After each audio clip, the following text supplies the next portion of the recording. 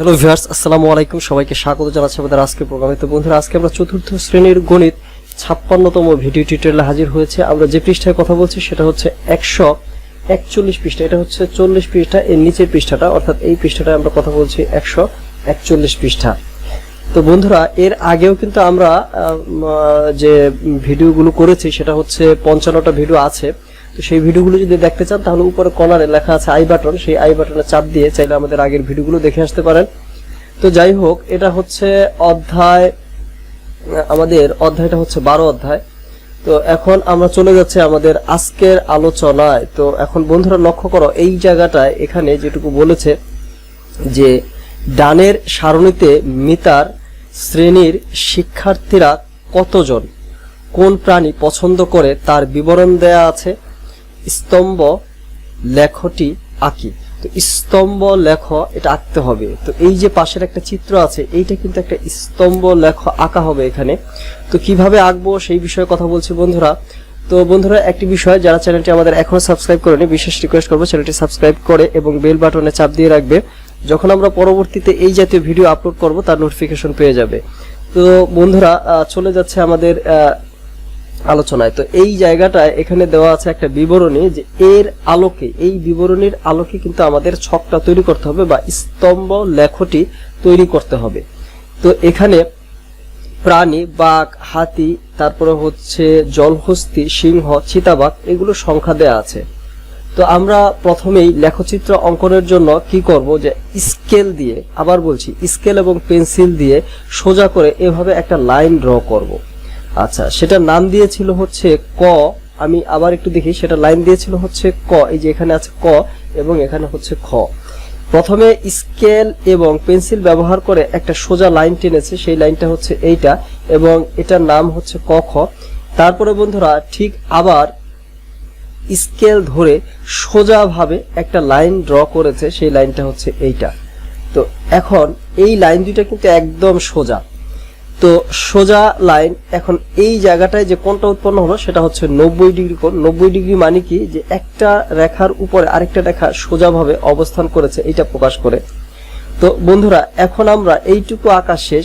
এর পরবর্তীতে আমরা যে কাজগুলো করব, যে এই যে রেখাগুলো আছে, এই রেখাগুলো কিন্তু উলম্ব রেখা। আমার কিন্তু লেখাগুলো, যে দাগগুলো দিচ্ছে, এগুলো কিন্তু বাঁকা হচ্ছে। তুমি যখন স্কেল দিয়ে দিবে তখন অবশ্যই সোজা হবে। তখন এইভাবে আমরা কিছু রেখা আঁকবো।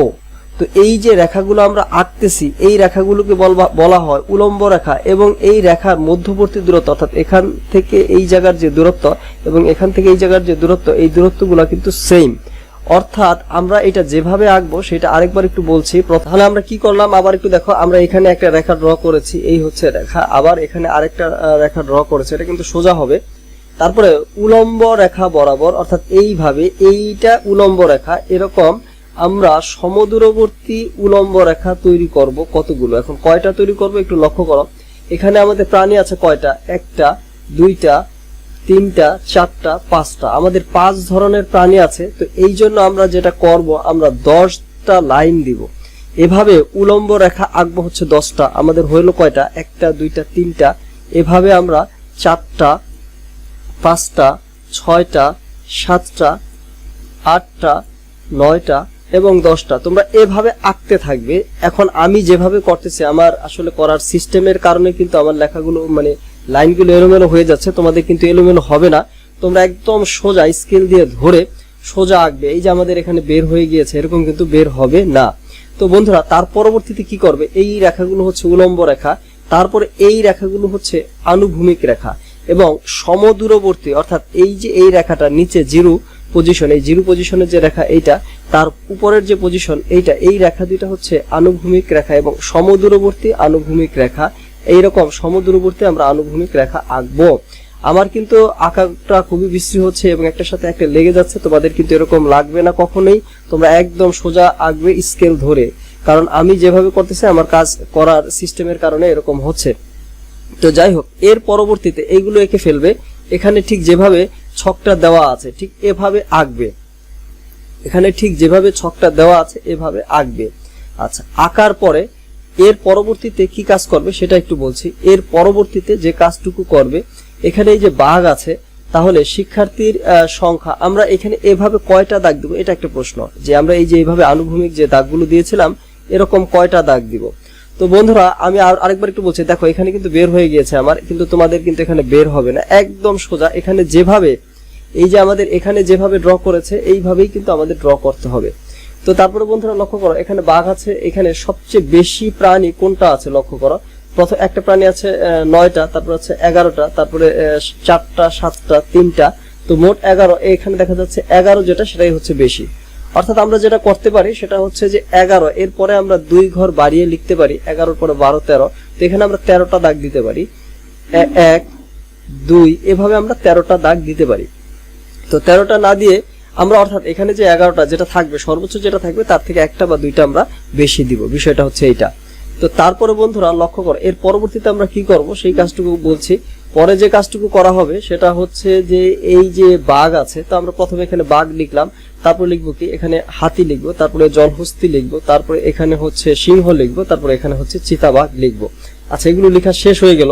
তারপরে আমরা যে কাজটুকু করব বন্ধুরা লক্ষ্য করো, এই জায়গাটায় হচ্ছে এখন আমরা যেটা লিখব এই জায়গাটায় এগুলো হচ্ছে প্রাণীর সংখ্যা, এটা হচ্ছে প্রাণীর নাম, আমরা এই বরাবর আমরা লিখতে পারি এগুলো হচ্ছে প্রাণীর নাম, আর এই বরাবর আমরা লিখতে পারি যে প্রাণীর সংখ্যা। এখানে আমরা বাংলায় কথাটা লিখব যে প্রাণীর নাম, এই কথাটা নিচে লিখব, আর এখানে এই পাশে লিখব হচ্ছে প্রাণীর সংখ্যা। এখানে আমরা লিখব এইভাবে লিখব, অর্থাৎ এদিক থেকে আমরা নিচ থেকে উপরে লিখে যাব প্রাণীর সংখ্যা এইভাবে। তো বন্ধুরা আশা করতেছি যে বুঝতে পারতেছো। তারপরে কি হবে লক্ষ্য করো, এই জায়গাটা যখন আমরা বাঘ লিখেছি, অর্থাৎ এই 2 লাইনের ভিতরে আমরা বাঘটাকে ডিনোট করব। এই যে 2টা লাইন, এই 2টা লাইনের ভিতরে বাঘ ডিনোট করব। এই যে পরের 2টা লাইন, এই 2টা লাইনের ভিতরে আমরা হাতিকে প্রকাশ করব।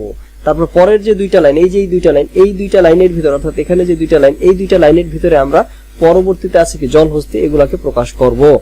বন্ধুরা আশা করতেছি যে বুঝতে পারতেছো। তো এখন এর পরবর্তীতে এই যে 9 আছে, আমরা এই 9 বাঘ আছে 9টি, তো আমরা এই যে এখানে কত, এখানে হচ্ছে লক্ষ্য করো এই শূন্য মানে হচ্ছে এইটুকু তো একদম শূন্য, এখানে হচ্ছে 1টি বাঘ, 2টি বাঘ, 3টি, 4টি, 5টি, এই হচ্ছে 6টি, অর্থাৎ আমাদের যে 6টি, তারপর কত 7টি, 8টি, তারপর হচ্ছে 9টি, তার মানে এই জায়গাটা হচ্ছে আমাদের 9। এবং তাহলে আমরা কি করব বন্ধুরা লক্ষ্য করো, আমরা যে কাজটুকু করব সেটা হচ্ছে যে এই 9 পর্যন্ত আমরা যাব এবং তারপরে পেন্সিল দিয়ে আমরা এই যে 2টা ঘর, এই 2টা ঘরের মধ্যবর্তী আমরা এটা পেন্সিল দিয়ে বৃত্তটা ভরা মানে খালি অংশটা পূরণ করে দিব। বন্ধুরা আশা করতেছি যে বুঝতে পারতেছি। আমরা এরকম একটা খাড়া রেখা টানবো এবং এটাই হচ্ছে একটা স্তম্ভ রেখা, এবং এই যে স্তম্ভ রেখাটা হলো মোটা, এই স্তম্ভ রেখা যতগুলো আঁকবো একে যে চিত্রটা হবে সেটাই হচ্ছে স্তম্ভ চিত্র। তো এরপরে বন্ধুরা লক্ষ্য করো, এখন এর পরবর্তীতে কি হবে, এর পরবর্তীতে হাতি আছে কয়টি, 11টি, তাহলে এই পর্যন্ত ছিল 9টি, তারপরে কত হবে এই 9 এর পরে 10, 11, তার মানে এই পর্যন্ত যাবে এবং হাতি হচ্ছে এই জায়গাটায় আসবে। তার মানে এখান থেকে ঠিক আগের মতো আমার কিন্তু এই যে এলোমেলো হয়ে যাচ্ছে আমাদের, কিন্তু এলোমেলো তো হলে হবে না, একদম সোজা হবে। তো তোমরা কিন্তু এই যে 2টা লাইনের ভিতরে যে ফাঁকা অংশটা এটা কিন্তু পূরণ করে দিবে। যদিও আমার পূরণ করতে কষ্ট হচ্ছে বা বের হয়ে যেতে পারে, তোমাদের কিন্তু যাবে না। তো যাই হোক, আমার আশা করতেছি যে বুঝতে পারতেছ। তোমাদেরকে আরেকবার একটু বলছি, আমার কিন্তু লাইন 2টা সুন্দর হচ্ছে না, এই যে দেখো বের হয়ে গিয়েছে, তোমাদেরটা কিন্তু বের হবে না, একদম পেন্সিল দিয়ে সোজা নিচে চলে আসবে এবং তারপরে মাঝের অংশটুকু ভরাট করে দিবে। তো বন্ধুরা তারপরে কি হবে লক্ষ্য করো, তারপরে 11টা হয়ে গেল, তারপরে 4টা, তারপরে আমাদের জলহস্তী আছে 4টা, তার মানে এই পর্যন্ত জলহস্তী কয়টা, 1টা, 2টা, 3টা, 4টা, তার মানে এই পর্যন্ত হচ্ছে জলহস্তী 4টা। তার মানে আমরা এখানে আমরা এটাকে কি করব, বৃত্ত এই লাইনটাকে ভরাট করে দিব। বন্ধুরা দেখো আমার ইয়েটা কিন্তু এই যে ডায়াগ্রামটা কিন্তু বাহিরে চলে গেল, এই যে এখানে বাহিরে চলে আসছে, তোমাদের কিন্তু বাহিরে আসবে না, এটা তো আর অনেকবার বলেছে আসবে না, তোমরা কিন্তু এটা ঠিক করে লিখবে। আচ্ছা, তারপরে বন্ধুরা লক্ষ্য করো এই জায়গাটায় এর পরবর্তীতে কি আছে, এর পরে যেটা আছে সিংহ, তাহলে সিংহটা কিভাবে হবে, তাহলে সিংহ এই যে এখানে সিংহ কয়টা আছে, সিংহ আছে হচ্ছে 7টি, তার মানে এই পর্যন্ত হচ্ছে এখানে এই পর্যন্ত ছিল, এখানে আমরা আবার চলে যাই 7টি, এখানে দেখি 1টা, 2টা, 3টা, 4টা 5টা 6টা 7টা এই পর্যন্ত কিন্তু 7টা। তার মানে আমরা এই যে উপরের যে রেখাটা এই রেখাটাকে দাগ দেব একদম সোজা ঠিক যেভাবে ছিল সেইভাবে, বাইরে গেলে কিন্তু হবে না। বারবার কথাটা বলছি, তোমরা কিন্তু সুন্দর করে ড্র করবে। যদি আমার লেখা কিন্তু সুন্দর হচ্ছে না, ড্রটা আঁকাটা সুন্দর হচ্ছে না, বের হয়ে যাচ্ছে, তোমাদের বের হয়ে গেলে কিন্তু হবে না। তো বন্ধুরা তারপরে বলছি, এখন তোমরা প্রশ্ন করতে পারো যে স্যার আপনারটা কেন বের হয়ে যাচ্ছে? আমারটা এই জন্যই বের হয়ে যাচ্ছে, আমি যে সিস্টেমে কাজ করতেছি সিস্টেমের কারণে। তোমরা যখন পেন্সিল দিয়ে এবং স্কেল দিয়ে কাজ করবে তখন বের হওয়ার কোনো সুযোগ নেই, সোজাভাবেই থাকবে।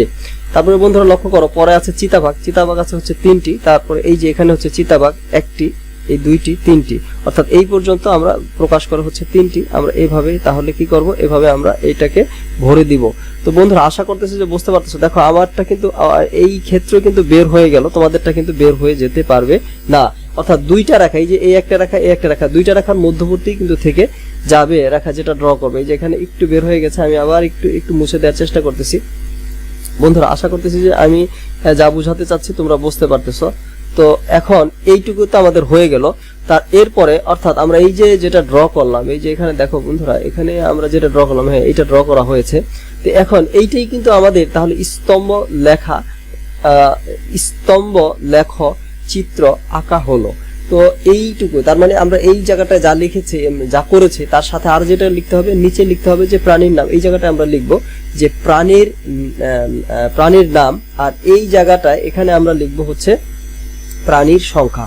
তাহলেই কিন্তু লেখচিত্রটি আঁকা হয়ে যাবে, বা স্তম্ভ লেখটি আঁকা হয়ে যাবে। এটাকে স্তম্ভ লেখ বলে, লেখচিত্রও বলা যায়। তো বন্ধুরা আশা করতেছি যে বুঝতে পারতেছো। তো যাই হোক, এর পরবর্তীতে আমরা পরের অংশে চলে যাচ্ছি। বন্ধুরা এখন 12.3 পরের পৃষ্ঠাটায় আমরা কথা বলছি, লক্ষ্য করো।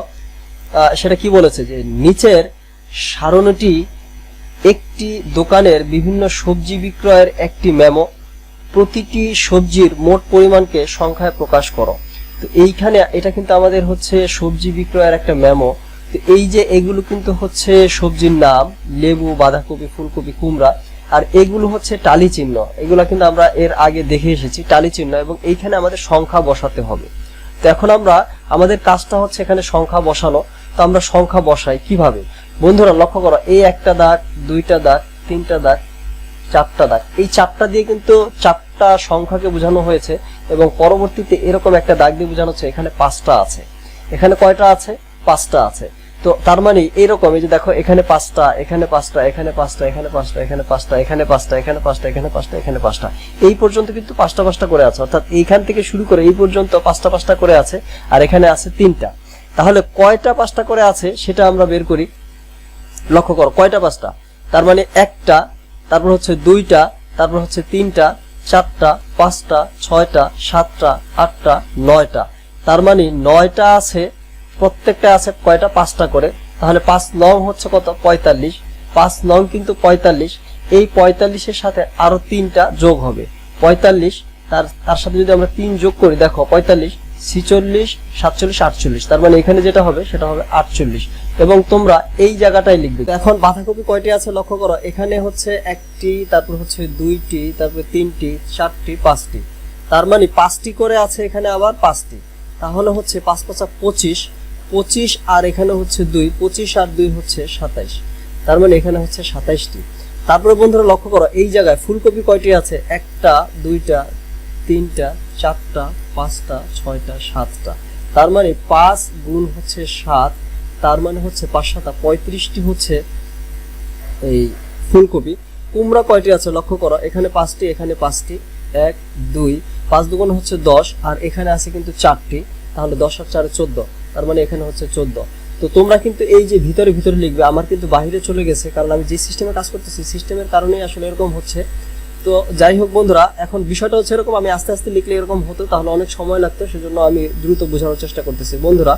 তার পরবর্তীতে পৃষ্ঠা লক্ষ্য করো, এই জায়গাটাই মানে 2 নম্বর অঙ্কটা, 139 নং পৃষ্ঠার উপাত্ত ব্যবহার করে একটি স্তম্ভ লেখো আঁকো যার শিরোনাম হবে যানবাহনের সংখ্যা। তো বন্ধুরা এখন আমরা 139 পৃষ্ঠা চলে এসেছি। তো 139 পৃষ্ঠায় আমাদের যে ছকটা আছে, লক্ষ্য করে একটু পরে যাই, এখানে যে ছকটা আছে এই ছকটার আলোকে আমাদের স্তম্ভ লেখটি আঁকতে হবে।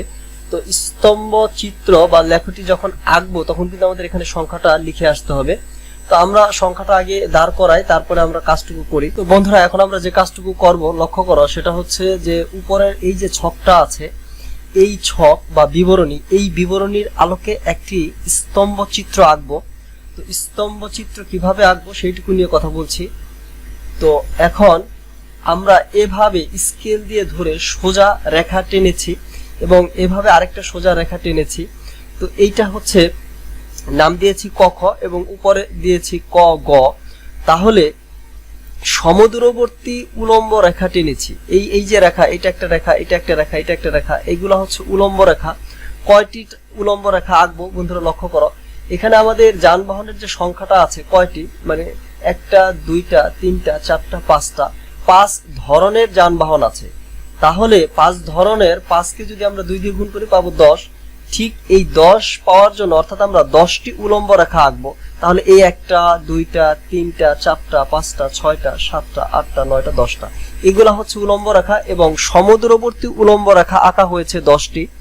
এরপরে বন্ধুরা লক্ষ্য করো, এই যে সোজাভাবে লাইনগুলা টেনেছি, এই লাইনগুলাই কিন্তু হচ্ছে উলম্ব রেখা এবং উলম্ব রেখার পরিমাণ হচ্ছে 10টি। এরপরে যে কাজটুকু করা হয়েছে, যেখান থেকে আমাদের দেখতে হবে সবচেয়ে বেশি কি আছে। বন্ধুরা লক্ষ্য করো, সবচেয়ে বেশি আছে মোটরসাইকেল এবং তার পরিমাণ হচ্ছে 6। এই জন্য আমরা, যেহেতু পরিমাণ হচ্ছে 6, এই জন্য আমরা এখানে 8টি, 6-এর বেশি হয় 6টা থেকে 7টা দিব বা 8টা দিব, সর্বোচ্চ যেটা থাকবে তার থেকে একটা বা দুইটা বেশি আমরা এখানে আনুভূমিক রেখা আঁকবো। এই যে একটা রেখা এঁকেছি, এটা হচ্ছে আনুভূমিক রেখা। তাহলে আনুভূমিক রেখা কয়টা এঁকেছি বন্ধুরা লক্ষ্য করো। এখানে যেহেতু 6টা আছে, 6টা থেকে আমরা 2টা বাড়িয়ে 8টা এঁকেছি। একটা, দুইটা, তিনটা, চারটা, পাঁচটা, ছয়টা, সাতটা, আটটা আনুভূমিক রেখা আঁকা হয়েছে 7টা। এবং তোমরা যেটা করবে, স্কেল দিয়ে, পেন্সিল দিয়ে সোজা করে লাইনগুলো আঁকবে। এর পরবর্তীতে আমরা কি করব বন্ধুরা লক্ষ্য করো, এখানে একটু দেখো এই জায়গাটায় এখানে যেটা হয়েছে যে যানবাহনের নাম, এখানে আমরা লিখবো যানবাহনের নাম আর এখানে লিখবো যানবাহনের সংখ্যা। ঠিক যেভাবে চিত্রটা লেখা আঁকা হচ্ছে এভাবে এঁকে ফেলবে। তারপরে বন্ধুরা লক্ষ্য করো, এখানে কিন্তু প্রথমে আসবে বাইসাইকেল। আমরা এই 2 লাইনের ভিতরে বাইসাইকেলটাকে প্রকাশ করব। তারপরে বন্ধুরা কি আছে, কার আছে। এই 2 লাইনের ভিতরে আমরা কার প্রকাশ করব। তারপরে কি আছে, মোটরসাইকেল। এই 2 লাইনের ভিতরে আমরা মোটরসাইকেল প্রকাশ করব। তারপরে আছে হচ্ছে বাস। এই 2 লাইনের ভিতরে আমরা বাসকে প্রকাশ করব। এবং তারপরে কি থাকে, সিএনজি। অর্থাৎ এই 2 লাইনের ভিতরে আমরা সিএনজি প্রকাশ করব। তো এখন কিভাবে করব সেটুকু বলছি।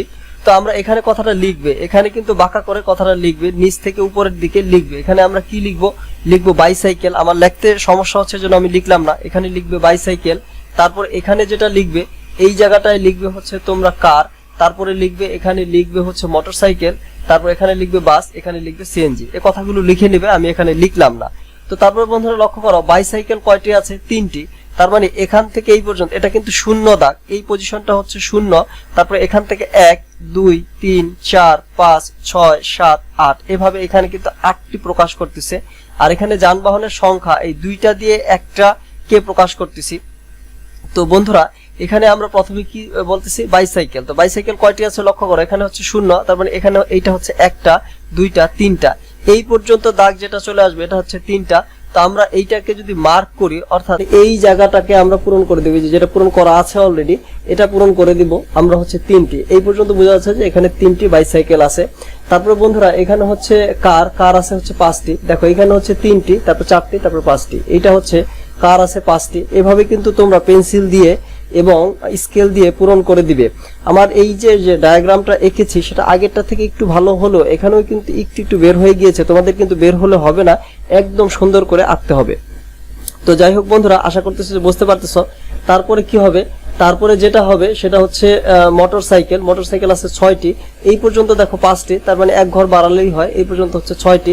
তারপরে দেখো বাস আছে কয়টি, 3টি। এটা এই লাইনটা দিয়ে বোঝানো হচ্ছে যে এটা হচ্ছে বাস। বাস আছে 3টি। দেখো এখানে হচ্ছে 1টি, 2টি, 3টি, এই পর্যন্ত হচ্ছে 3টি।